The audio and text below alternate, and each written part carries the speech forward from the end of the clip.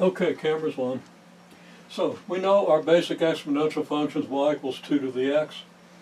If we vertically stretch it by factor a, it's going to be y equals a times 2 to the x. We know what that looks like. We know what the graph looks like. Without labeling it, the graph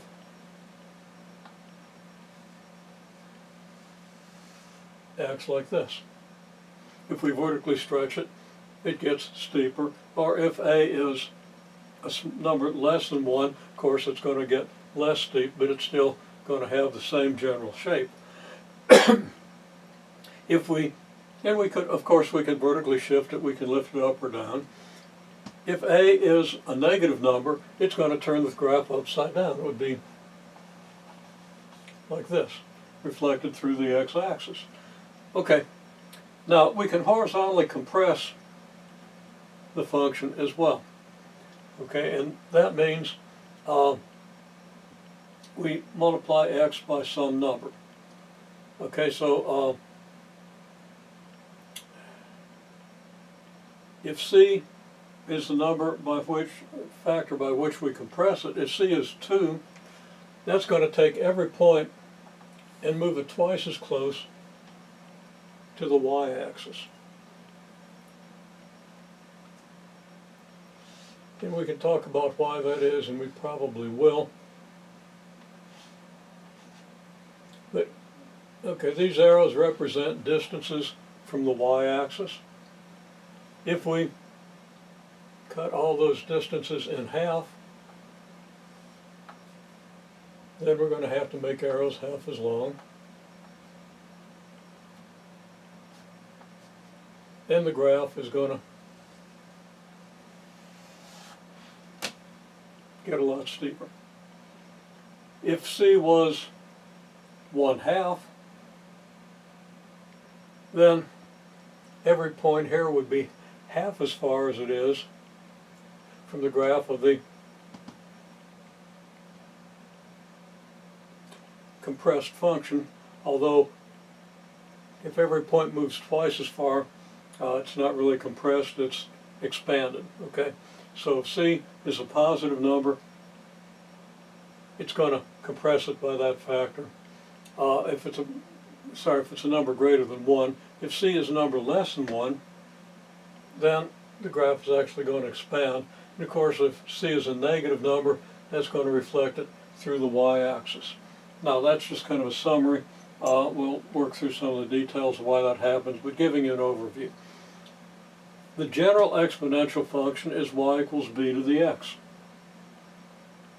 Okay, so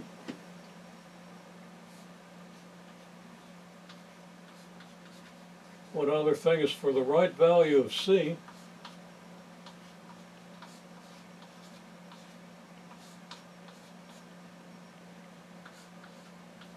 b to the x can equal 2 to the c times x.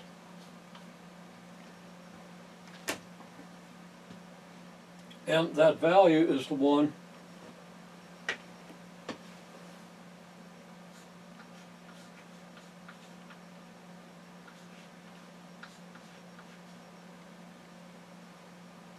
just making sure you can still see the screen here.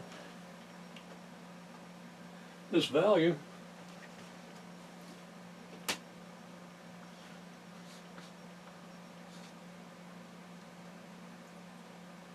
what's this value of c? It's the one where 2 to the c equals b. Okay, so now I just want to do a little bit of algebra with exponents, because that's often a big hang-up, almost always a big hang-up. Okay, so let's say that I've said that, okay, you got b to the x equals 2 to the cx. And I say that that value of b and c are related by 2 to the c equals b. Well, illustrate one property of the laws of exponents.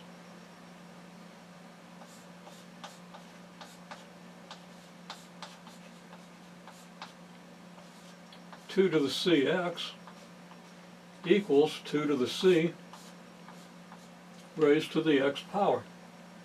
That's one of your rules of exponents, that if you raise a power of a number to another power, it's the same as raising it to the product of those two powers. A fundamental law of exponents.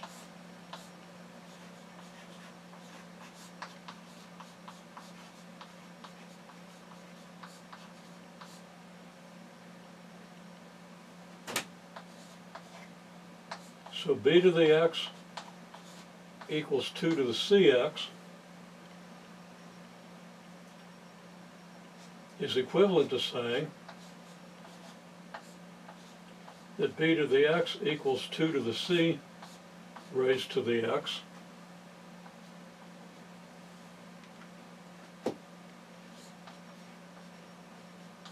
for all values of x.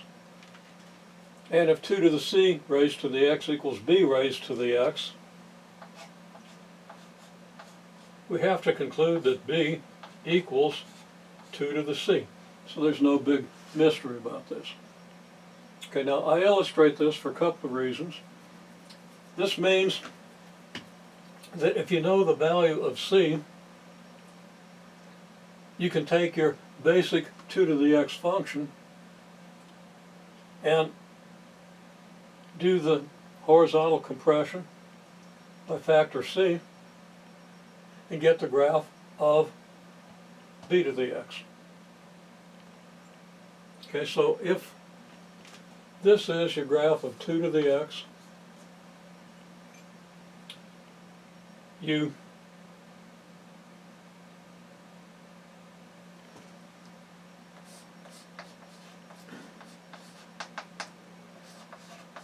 horizontally compress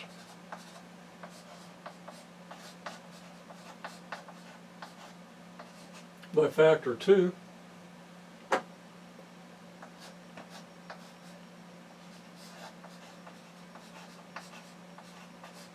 and that gives you the graph of 2 to the 2x.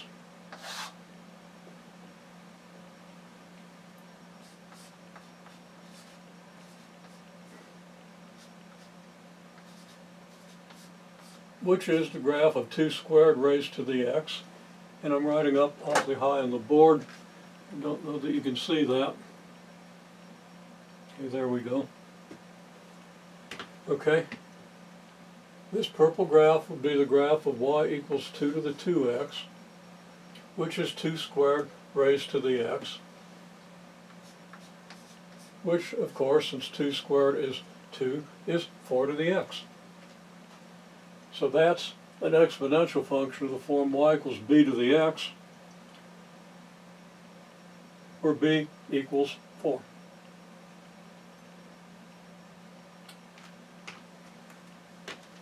So I'll just say here,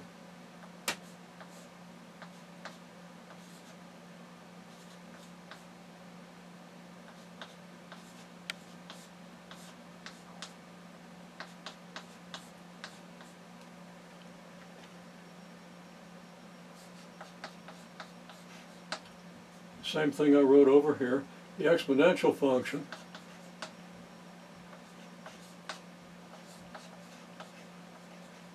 of form y equals b to the x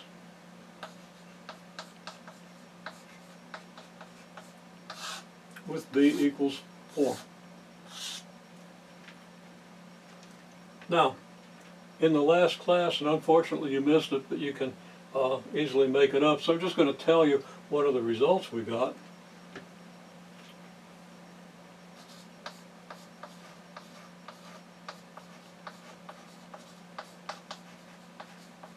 $1,000 investment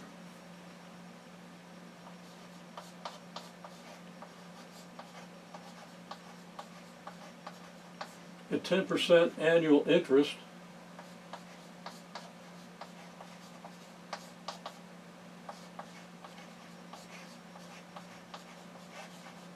compounded annually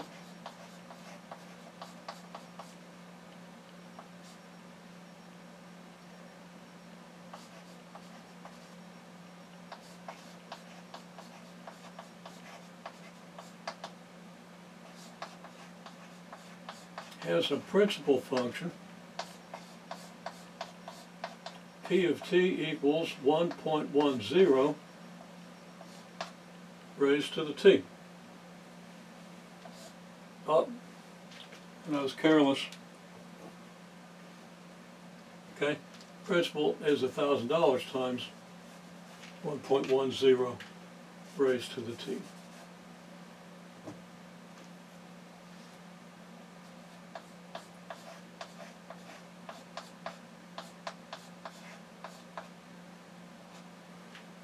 And this is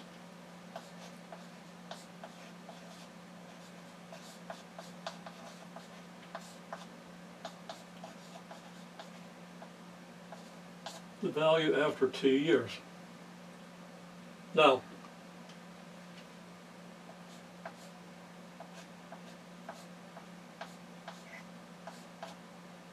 and I'm using t instead of x because t is kind of the natural variable to use when you're talking about something that changes with time. Okay, so y equals 1.10 to the t.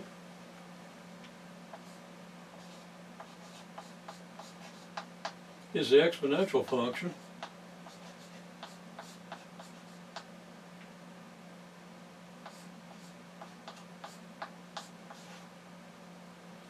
with b equals 1.10.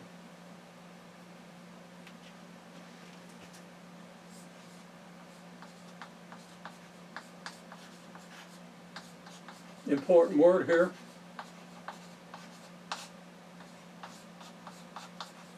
B is called the base of the exponential function.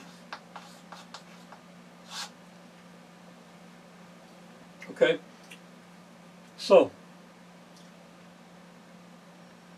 this function is the same as the 2 to the x function for the right value of c. So 1.10 to the t equals 2 to the ct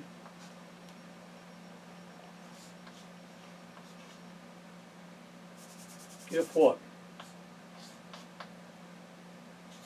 If 2 to the c equals 1.10. Well, how do you solve this for c?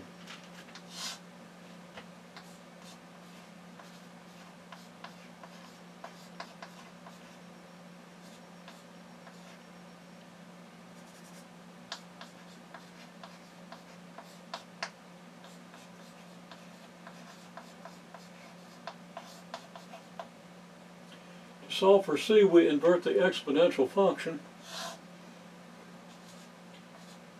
2 to the c equals 1.10 means that c equals log base 2 of 1.10. Remember from the early part of the course when we did the inverses of the basic functions, the log base 2 function is the inverse of the 2 to the x function. The function you get if you do the table for the exponential function, the 2 to the basic exponential function, and reverse the columns. Which means that if you draw a graph of the log base 2 function, you can estimate the value of c by letting x equal 1.10. Now I don't have room to do that here. I'm just going to draw a little picture that indicates that. Your inverted function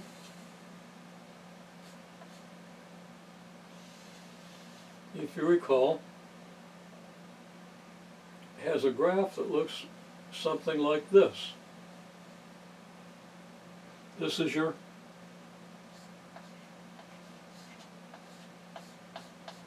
log base 2 of x function.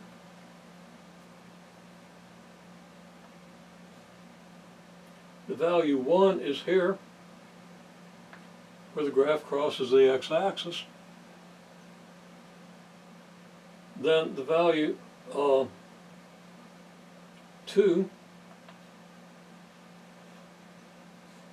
is associated with the y value 1. Now if you find 1.10,